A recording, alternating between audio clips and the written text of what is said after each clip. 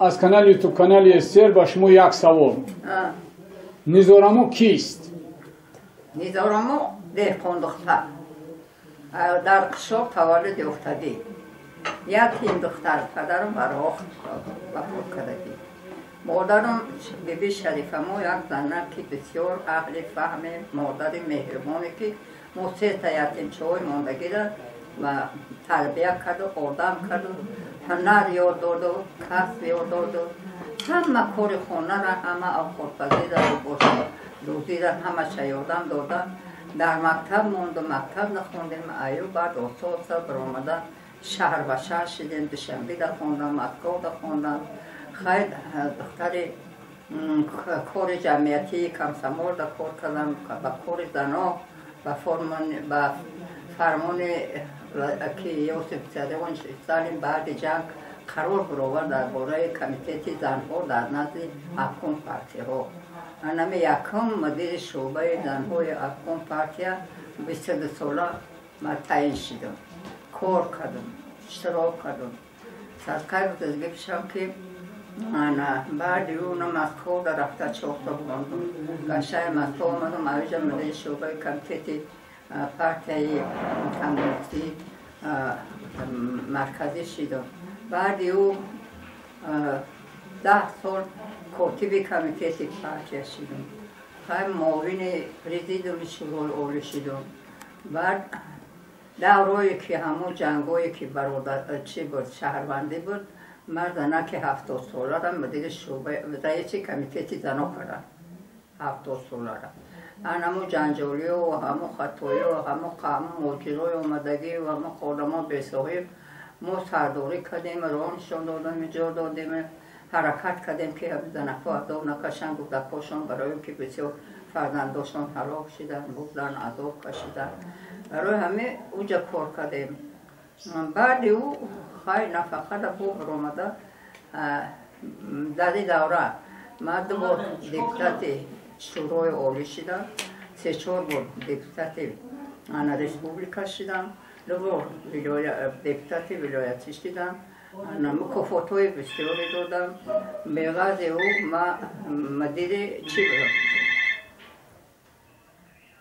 میگیرم. مدیر رئیس کمیته اعضای پرزیدوم کمیته زنهای سیوز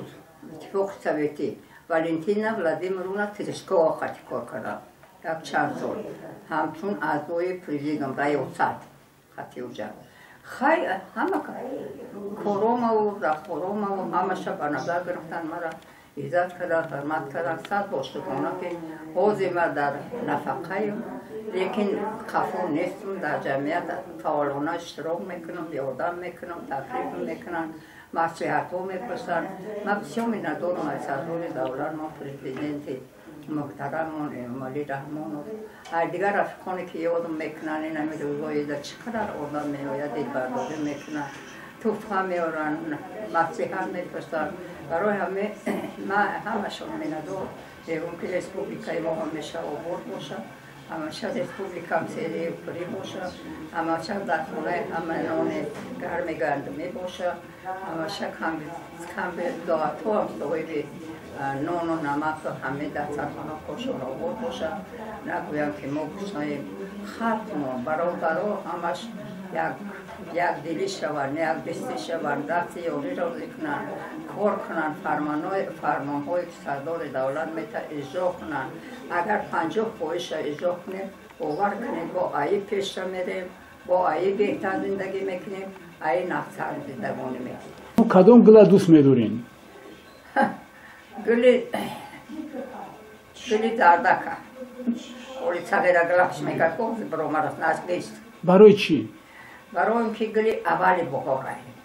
اول نشانه بهار نشانه فیض و برکت همون پیدا میشود همه گودک‌ها در قشر بودیم میدویدیم کوه گل جمع میکردیم میآوردیم خورده با خونه تپنه میکردیم. دیگه مادرم همه قناز میده گلی سیاوشه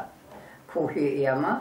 همه گلی خشوب بود که اما حولی مادر یک قطار در نرگیس یک قطار در گلی سیاوش یک قطار دیگر در گلی لاله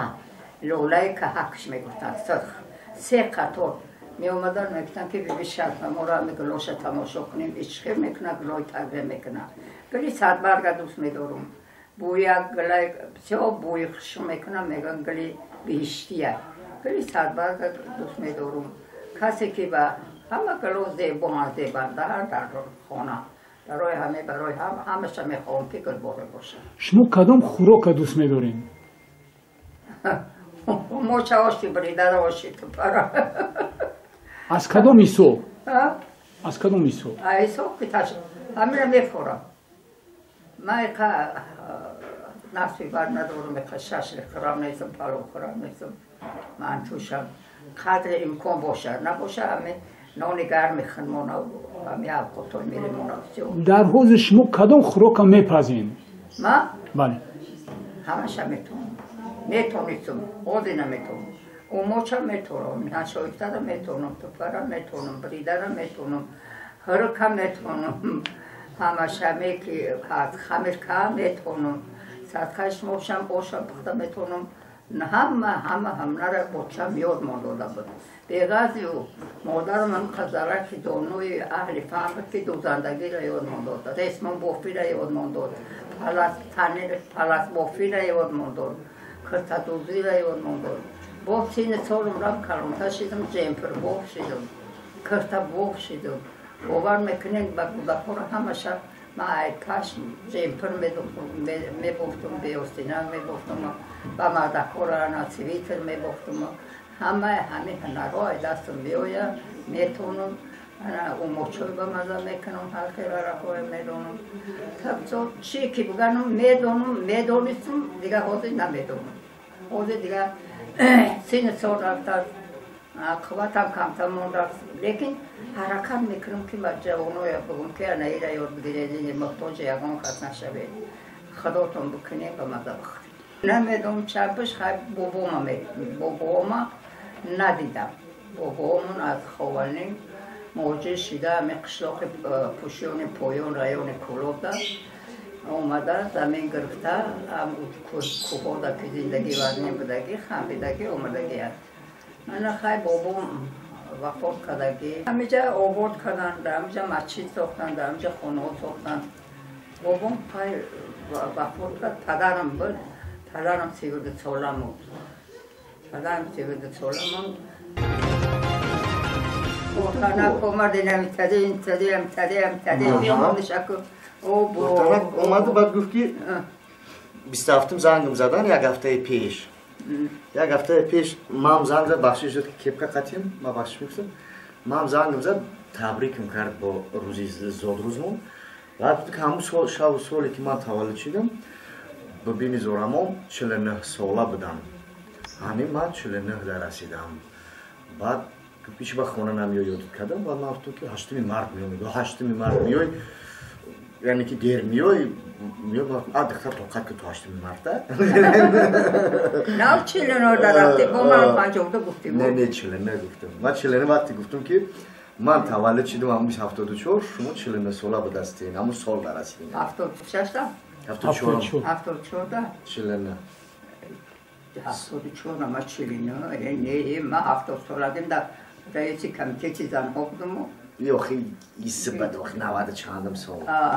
خیلی سلامت باشید میشه شما خوبین من زندگی نازه یک دو مدام ما برم شما دوام خیلی سلامت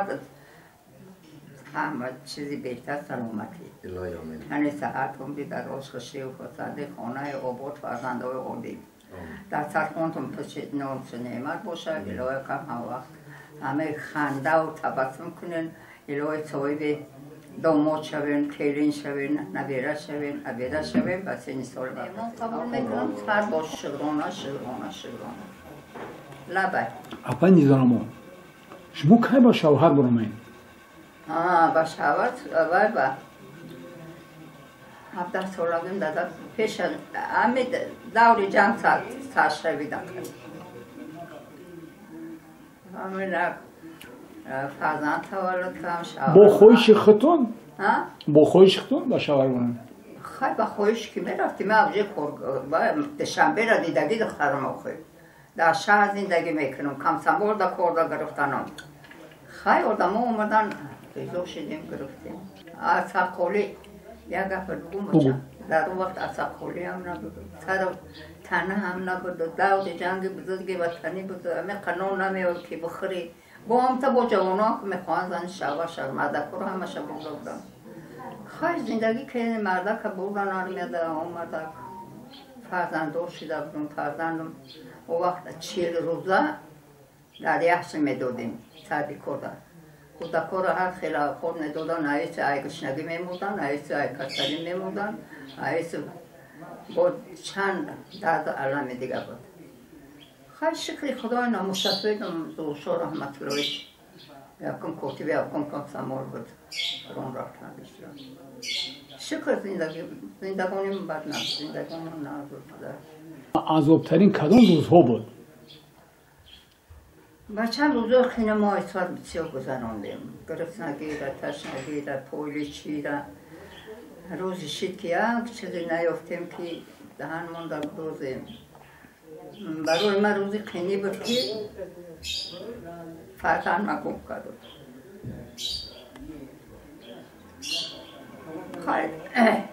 زندگی هر خیر میشوه همش بود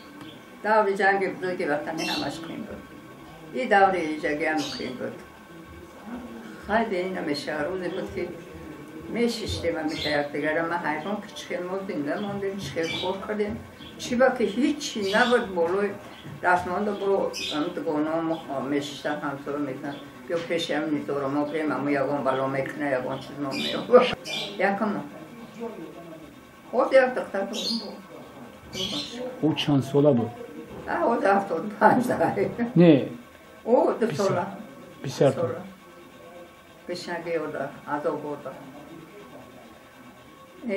از همه روز خرسندی شما کدام روز است؟ آخه من چی بگم من میتونی سوالات جواب دادم نمیتونم همون روزی خرسندی من که خانه تینج باشه همون باشه در سرخان در نام باشه همون روزی هست که در تبسم کنن با یک دیگر حرمت کنن عزت کنن گپ زنن بگردن همون روزی هست که الهی حتی عشق مرده را نبینم الهی داغ فرزند را نبینن روزا بسیاره که برای من شادی میبرن که هر روز کاری کمسمولی دادی ایتری اکو دوره بچم سویدن ایتری گپا را نگوهم نمیخواهم هم نکدم هم عاشق هم نشیدم هیچ محبت بر هیچکی نبستم فقط عاشقی من ایزد حرمت یک دیگر را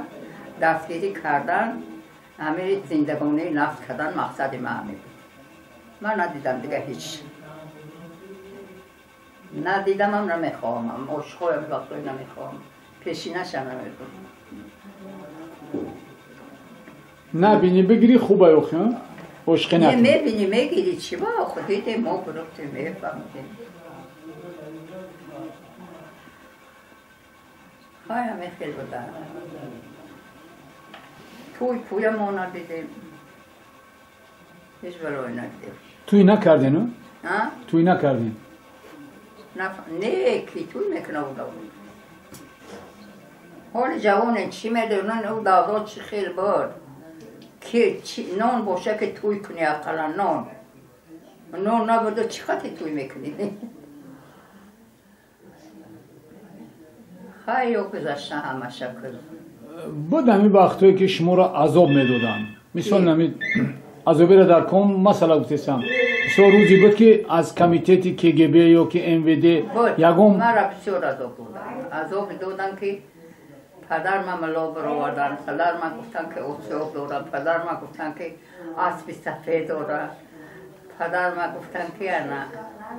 کولاک نمیچی بلا های آدم مردگی نبدگی KGB یک شهادتنامه در شام مرا تفتیش کرد خب حوله که سهره خیستم که اکم وقتی همه تولی رو آمده پولوی سرمان ششتگی پولوی سرمان ششتگی و نیزورمون تا هستی شب KGB شب روز همونجا سهر افهم بود که خیلی تیز برای ساعت 5 سهر قشتا خانورد که مرا کمک هم گفتن خیلی عذابم دادن بسیار عذابم دادن و در بین آدما در بین همه زنای کهنسال اینا وای بسیار بود بخیلی چلی بود؟ بخیلی در مقشلو در بین زنای کهنسال جوانا این در گیجو بود؟ وقتی کار داده کار کنیم در دوشنبه فقط نه کلوب دا بسیار می نوشتنم بعد همه کمپارت دا کار دا گرفتن آخر 20 مایلو می گرفتیم 20 بود 200 بشه 200 نبود 20 یکی یک بوره خواهی چی با 90 کمسمو دا چی کمپارت دا گذاشتیم همین گذاشتن دا 180 اولی کمون شید دیوانا شدیم که قفول چیاره چکو میکنیم و 180 کنویر دا دادن ما این دیوانا کرد همه کانسول را که این چپشک های کجا اومدن که این پولا میگیرن ما خور کدیم نمیگیریم نوشتن ما تمام پولا بردن تمام بردن نوشتن بشورا مدد کنم که پوتی دیده کن برکن نه اکی رفت آمد ایجا آدم رای نکن نه یک چی دیگه است همه پدرتون بردن شنودن پدر من مرد بعد مرده پدرم همه ای کارو آد خانجومشون از 32 ساله بود چندمه 6 ساله بود بعد مردن این کارو دوم خورد اما یا سر شید سر وقتی که من وظیفه بلند رفتم همه کارو سر شید همش بخیلی سر شید کوکو سر شید این کدام سالو؟ این حال میگم بود کدام سالو همه سال 47 وقتی فاتح دا گذاشتم تا سکه که پیسیر تا هم مجادا می نوشتن فقط گریه میکردم بیزار شدم گفتم دیگه من کار نمیکنم نیره و کارگر عادی میشم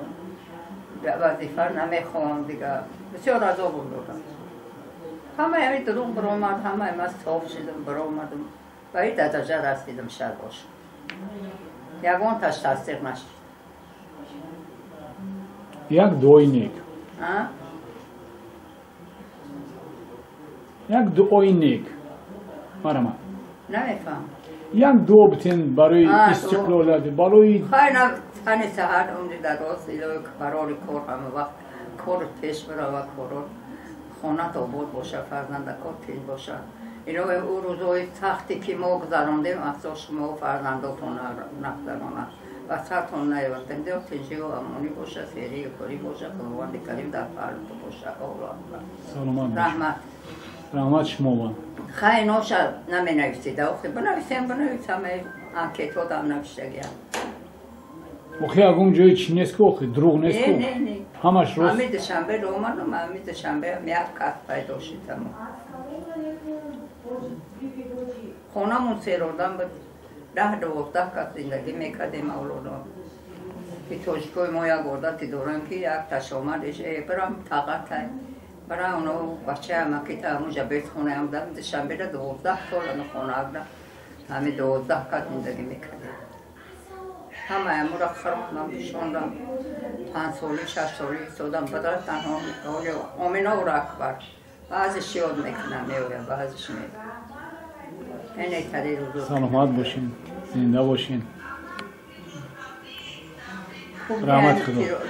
ما گرفتم کو شما چای بیرین چای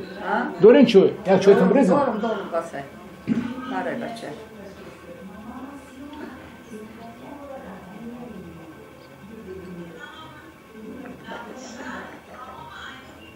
خدایش خیلی نشونه خیرت که خیلی ساخت دولت هم دیگه شد اون دوره هم نکی و خوبی های بسیاری داشتیم کمبودی های بسیار داشتیم خیلی حاضر بسیاری داشتیدن فیسبوک کردیم مکرم دیدن خیلی با خودش اینم پرابلم بسیار بود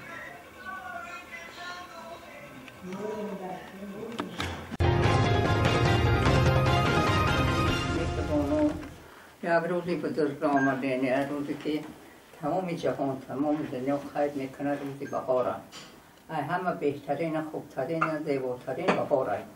بهار که آمد همه گل میکنه گل میشکفه کوه و پشته و باغ و اندو هم جوانو هم پیرو هم مردمو همه سر لباسش دیگه میشود رفتارش دیگه میشود گفتارش دیگه میشود نیتاشون دیگه میشود بسیار امیدوار میشوم که این بهار اومد که وقتی گلی خور اومد شخمبانمون رو سیل میکنیم علفا بر اومد امی هشتمی مرتب من ای 12 سالگیم خیر میکنم در کلوب دیم در کلوب هشتمی مرتب خیر کردن در یک کلوب خلوبی که 20 کس 25 کس میکنم اوچه من تکلیف کردن اوچه من هم دیدم در شناندنش اوچه من یه مالی کلون دادن پشمی مدام یادم میاد من خواستم شدم که من کیم برای اینجا پدر که میتونم تلسکرم شادی کرده اینجا برآمده همه راه قطعی که من رفتم برآمدم اما معلوم شد که من آینده دار برای اینکه همون مرا رو بلند کرد دی همه به همه درجه من رسیدم که تا کرمل تا دیگه جا را هشتمی مرتبه من قید کردم در دنیا قید کردم مردم قید کردن شادی کردن خواستندی کردن همیشه که در می دوره خیلی او دارو قیم بود وزنی بود همه من گشنه و تشنه جنگ بزرگی وطنی جنگی شهروندی خطابای بسیاری کشیدیم کتابای بسیار کشیدیم لیکن به همه ما توقعت کردیم قناعت کردیم برای نیک وقت رسیدیم دوره حکومت سویتی هم بود این دوره حوزه که رسپوبلیکای استقلالیت دموکراتی سردار ما محترم امام علی شریف و خیر بیغازی و شهروندان هم مجال به خوبی بنا